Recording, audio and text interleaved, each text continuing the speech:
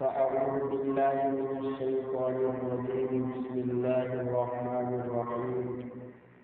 قال الله تبارك وتعالى في كلامه المجيد والفرقان الحميد: لله ما في السماوات وما في الأرض، وإن تبدوا ما في أنفسكم أو تخفوه يحاسبكم به الله، فيغفر لمن يشاء ويعذب من يشاء، والله على كل شيء قدير. آمنت بالله صدق الله مولانا العظيم، وصدق رسوله النبي الكريم، ونحن على ذلك من الشاهدين والشاكرين، والحمد لله رب العالمين.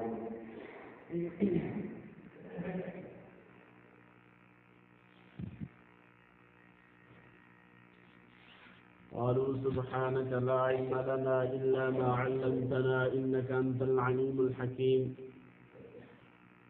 رب اشرح لي صدري ويسر لي امري واحلل عقدة من لساني يفقهوا قولي.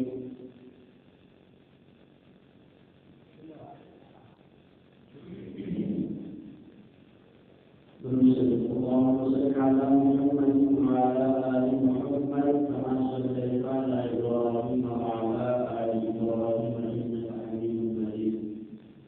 اللهم بارك على محمد وعلى آل محمد كما باركت على إبراهيم وعلى آل إبراهيم إنك حميد مجيد.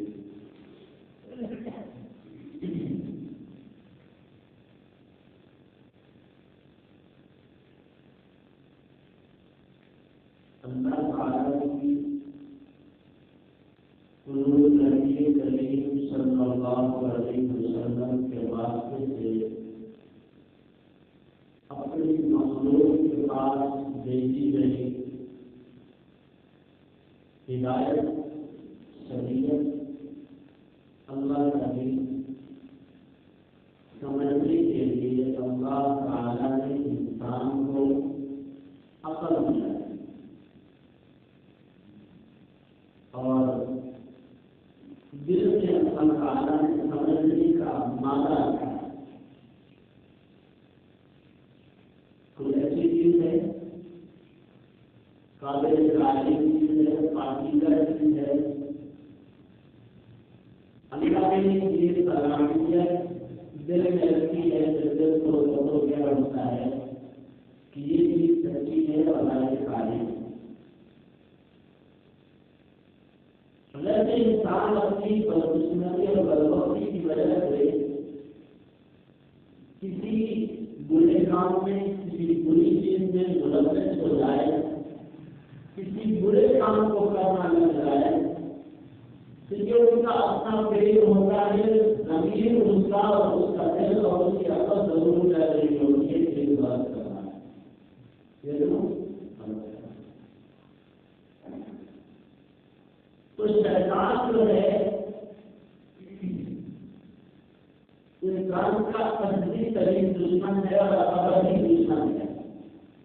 اللہ رب العزت نے جب شیطان کو اپنی بارگاہ سے مدعو کیا، قرآن مجید میں اللہ تعالیٰ فرماتے ہیں فإن عليك لعنتي إلى يوم الدين کہ تم آخرت کے دن تک ملعون ہے، میری بارگاہ سے تیرے لیے لعنت ہے. تو اس وقت شیطان نے اللہ رب العزت کے سامنے یہ بات کی کہ میں جو ہے تیری جو مخلوق ہے اس کو حتى مقدور پوری کوشش کروں گا کہ کسی طرح مقدور بلا کر میرے بچے ہو سکے اور میں ان کو جہنم میں پہنچا دوں. تو اس کی کئی سارے بات ہیں. تو جو آج حملے کا اور تیر کا اور جنگ کا ذکر کرنا ہے وہ ہے کہ شیطان دلوں میں وسوسہ ڈالتا ہے، دلوں میں وسوسہ ڈالتا ہے. ایک سیدھا سادہ انسان اللہ کے حکموں کو پورا کر رہا ہوتا ہے، 5 وقت کی نماز پڑھتا ہے، روزہ رکھتا ہے، زکات کی فضیلت پر زکات ادا کرتا ہے، جب حج اس پر فرض ہو جائے حج کرتا ہے. ان سارے اعمال میں باقاعدگی کے باوجود شیطان اس انسان پر ہر وقت کوئی نہ کوئی سازش کرا کر اس بندے کے عقل کو اور دل کو کسی نہ کسی طرح کوئی نہ کوئی خطرہ اور اس کو کوئی نہ کوئی تکلیف پہنچانے لگتا ہے. تو جو آیت تلاوت کی ہے اس میں اللہ رب العزت نے فرمایا کہ جو کچھ آسمانوں میں ہے، جو کچھ زمین میں ہے، ہر ایک چیز اللہ کے لیے، ہر ایک چیز اللہ کے لیے. اگر فرمایا بچی تم کافی انفسکم اور تخفوه یحاسبکم به اللہ. اس آیت کا مطلب یہ ہے کہ تم اپنے اندر سے جو کچھ ظاہر کرتے ہو، سب لوگوں کے سامنے لاتے ہو، اور تم یا تم اس کو چھپاتے ہو، یعنی اپنی دل کی باتیں کسی سے کے سامنے اگر ظاہر کرتے ہو یا اس کو چھپا لیتے ہو، دوسروں کو ان باتوں پر، ان اعمال پر باخبر نہیں ہونے دیتے، تو جو عالم بھی اللہ ان سے محاسبہ کرے. محاسبہ کا مطلب اللہ تم سے حساب کرے گا کہ تم نے یہ کیا، یہ نہ کیا، یہ کیا اور اس کے بارے میں کیا ہوگا، محاسبہ ہوگا. جب یہ آیت مبارکہ نازل ہوئی تو ایک لمبی حدیث اس میں یہ تفصیل سے ذکر ہے کہ جب صحابہ کرام نے یہ آیت سنی کہ اللہ تعالیٰ نے حضور علیہ السلام کا یہ آیت نازل فرمائی، للہ ما فی السماوات وما فی الارض ویذکروا ما فی انفسکم اور تخفوه یحاسبکم به اللہ. تو اس وقت صحابہ انتہائی پریشانی اور جو ہے اضطراب کی حالت میں، پریشانی کی تربیت تو حضور علیہ السلام کے پاس آئے کہ حضور اللہ تعالیٰ کی طرف سے یہ آیت نازل ہوئی ہے اور اس نے ہمیں پریشان کر دیا، اس نے ہمیں پریشان کر دیا. حالانکہ ہم سو صلاح کی پابندی کرتے ہیں، حج و زکات کی ادائیگی کرتے ہیں، کسی قسم کے اللہ تعالیٰ کی نافرمانی نہیں کرتے. لیکن جو آیت نازل ہوئی ہے کہ تم جو کچھ دنوں میں ظاہر کرتے ہو، اپنے معبود زمین کو جو کچھ ظاہر کرتے ہو، جو کچھ مانتے ہو، اللہ تعالیٰ عزیز پر تمہارا معاوضہ رہے گا. اس چیز نے ہمیں جو ہے پریشان کر دیا.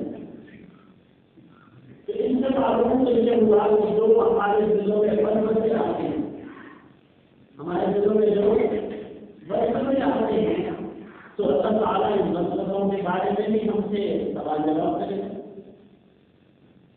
شیطان بہت پسندیدہ ہوتا ہے، شیطان بہت پسندیدہ ہوتا ہے، اور ان مسئلوں کی وجہ سے اس مسلمان کو اس کے ایمان میں پریشان کر حالت تک پہنچا دیتا ہے. وہ مسلمان اپنے ایمان کو اس طرح کی حالت میں لیتا ہے اور اس کو سمجھتا ہے کہ اس کو شک میں ڈال دیتا ہے، اس وقت کی وجہ سے شیطان شک میں ڈال دیتا ہے. تو ان کو شک ہونے لگتا ہے، پتہ نہیں میں مسلمان ہوں یا نہیں ہوں، پتہ نہیں میری نماز قبول ہو رہی ہے یا نہیں ہو رہی. پھر اللہ تعالیٰ کی ذات کے بارے میں وہ سمجھا ہوتا ہے، پتہ نہیں جو میں ایمان لے کر آیا ہوں یہ وہ بھول کی وجہ سے. اور اس طرح دوسری آیت میں بھی اس طرح کا مضمون ملتا ہے، وہی تم رامی تجھ کو اور تم کو میرے خاص اللہ فرمایا جا رہا ہوں آئینہ تقاعد بغیر الصدور. جو دلوں میں چھپاتے ہو اللہ اس کو جانتا ہے، اللہ اس کو جانتا ہے۔ تو حضور علیہ الصلوۃ والسلام نے صحابہ کرام کی پریشانی کو لے کر جواب ارشاد فرمایا کہ جو ایمان والا ہوتا ہے اس سے شیطان کو تکلیف ہوگی، اس سے شیطان کو تکلیف ہوگی۔ جب اس کی نیکیاں دیکھتا ہے، اللہ کی رضا کو حاصل کرنے میں اس کی کوشش کو دیکھتا ہے، اس کو تکلیف پہنچتی ہے۔ اور اس کا ٹارگیٹ کیا ہے کہ ہر مسلمان کی طرح اللہ تعالیٰ بول کر میرے رستے پر چلے اور اللہ کی جنت کو حاصل کرنے کی بجائے اللہ کے ذریعے دیا جائے۔ اور وہ ایمان والے کے اندر فکر کرتا رہتا ہے کسی طرح ان کے ایمان کو شک میں ڈال دوں، ان کی نیکیوں کو شک میں ڈال دوں، اور تاکہ ان کے اعمال نامے میں درست نہ رہے۔ تو حضور علیہ السلام نے فرمایا کہ یہ شیطان جو ہے یہ ایمان والے کو شک میں ڈالتا ہے، اسی فکر میں اسی طرح کی ساری عبادات غائب ہو جائیں۔ اور یہ ضروری چیز ہے کہ ایمان والے کو اس قسم کے بدل سے آگے، اس قسم کے بدل سے آگے، اور ان بدلوں کی وجہ سے ایمان والا اپنے ایمان کو بچانے کی فکر اور کوشش میں لگا رہتا ہے۔ کبھی ہمارے پوچھے گا، کبھی کام کرتے ساتھ پوچھے گا کہ میرے ساتھ یہ کریے، نماز بھی پڑھتا ہوں اور نماز کے لاتے ہیں، بارے طرف کے معاملات میں ہوتا ہوں، اس وقت بھی کوئی نہ کوئی ایمان کے بارے میں کوئی نہ ضرورت آتا ہے۔ تو ان کا علاج بھی قرآن مجید میں ہی رکھ دیا ہے۔ کیا بتا رہا ہوں کہ اللہ تعالیٰ ہم نے جو ہے ایسی چیز نازل کر دی ہے جس میں ہم نے شفا رکھی ہے، اور وہ شفا جس کا ہمارے جسم کو ضرورت ہوتی ہے بیماری سے صحت کے لیے، اسی طرح ان کو بھی اس طرح سے ہمارا بیمار ہو جاتا ہے اور آنے پر اس کو بخارش کا عادت عائد ہو جاتا ہے، کبھی کسی کا مدد میں آ جاتا ہے، کبھی کسی کی شبت کرنا آ جاتا ہے، کبھی کسی کا پینا آ جاتا ہے، کبھی مطلب کسی نمبر سے اس وجہ سے جاتا ہے کہ ہر وقت دوسری کے خلاف جو ہے تو جس جو بیمار ہوتا ہے ان کا علاج بھی اللہ تعالیٰ نے قرآن مجید میں رکھ دیا۔ اور جو بندہ بساطت سے مبتلا ہے، جس کو بساطت نہ کرتے، بات کی فراوانی ہے، ہر چیز موجود ہے، مگر ایمان کئی مدد کی حالت میں ہے، کوئی اطمینان نہیں ہے اپنی عبادات کے مقبول اور قبول ہونے میں، ان کو اضطراب بھی کر رہی ہے۔ تو اس کے لیے قرآن مجید کی آخری ضرورتیں جو ہیں سورہ قلم اور سورہ ناس، آخری جو ضرورتیں قل اعوذ برب الفلق اور قل اعوذ برب الناس، یہ دونوں ضرورتیں جو ہیں اس میں خصوصاً کسی چیز کا ذکر کیا گیا ہے کہ جو وسائل ڈالے جاتے ہیں، وسائل دلوں میں آتے ہیں، اللہ تعالیٰ نے اس کا علاج روز جان کیا ہے۔ کیا فرماتا اللہ ملک الناس الہ الناس، آخری بات جو ہے خصوصی بات ہے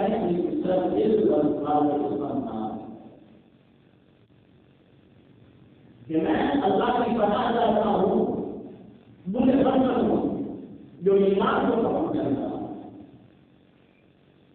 الذي يوسوس في صدور الناس، یہ کمال کی مسئلہ جو ہے شیطان ہے کہ جو لوگوں کے دلوں میں فصل سے ڈالتا ہے، لیکن الناس بظاہر یہ نام میں سے وہ ہوتا ہے لوگوں میں سے، تو ان مسائل کی وجہ سے ہمیں پریشان ہونے کی ضرورت نہیں، ان مسائل کے آنے سے ہمیں اپنے ایمان میں کسی قسم کا کوئی برقرار نہیں ہے، بلکہ انہوں نے سلام نے تو فرمایا کہ یہ تو ایمان والے کی نشانی ہے کہ ایمان والے کو ضرور اس طرح کے حالات ڈال کرے، اور اس کی وجہ کیا ہے کہ شیطان ایمان والے کی عبادات کو حد تک مقصود کوشش کرتا ہے کسی نہ کسی طرح اس کی عبادات کو ناکام کرو۔ حدیث میں دکھاتا ہے کہ میں شیطان یعنی انسان کا مطلب کہ شیطان انسان کی حرکت میں اس طرح دوڑتا ہے جیسا کہ انسان کی رگوں میں شیطان جیسا کہ خون دوڑتا ہے۔ شیطان جو ہے انسان کے جسم میں جان میں ایسے ہی دوڑتا ہے جیسا کہ خون گردش کرتا ہے۔ تو اس لیے اس سے نجات پانے کے لیے شیطان کے وسوسوں سے بچنے کے لیے ہمیں کیا کرنا چاہیے؟ قرآن مجید کی آخری رسولوں کا صبح و شام ضرور ان کی گراوٹ کریں، ان کو کیا کرنا ہے؟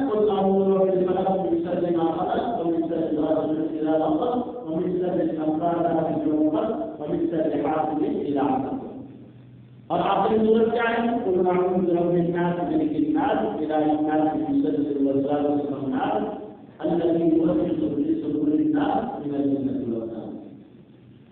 یہ جو صورتیں ہیں یہ ہمیں بساطے سے حجاب دلانے والی۔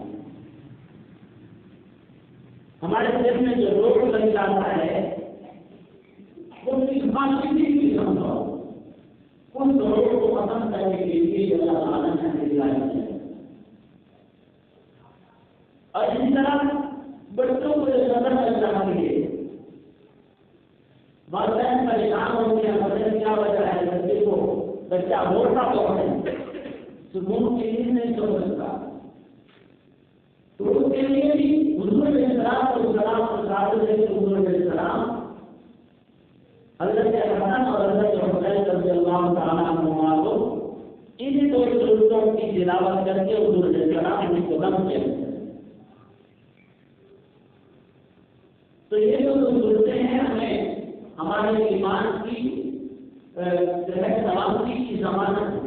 اگر اس طرح کے مسائل آتے ہیں اور بھی دعائیں ہیں قرآن مجید سے ربی اعوذ بک من همزات الشیاطین و اعوذ بک رب ان یحضرون، جیسا کہ اللہ نے قرآن میں بتایا کہ شیطان جو ہے وہ انسان کا ازلی اور ابدی ہمیشہ تک حتیٰ کہ موت کے وقت تک شیطان کوشش کرتا ہے کہ اس طرح کو ایمان کرنا جو ہے عمر بنا۔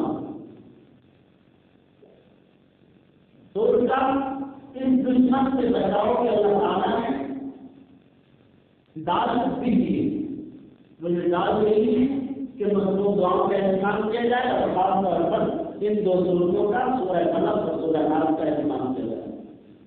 اور اگر بچوں کے بارے میں ہمیشہ سمجھایا ہے کہ ضرورت لگتی ہے تو ان پر بھی ان دو صورتوں کا 3 دفعہ پڑھ کر دم کر دیا جائے۔ اور آج سے معافی کا نہیں ہے کہ معافی کے بعد جائیں گے تب سوال کی چنتا کرنے ہو جائے گا۔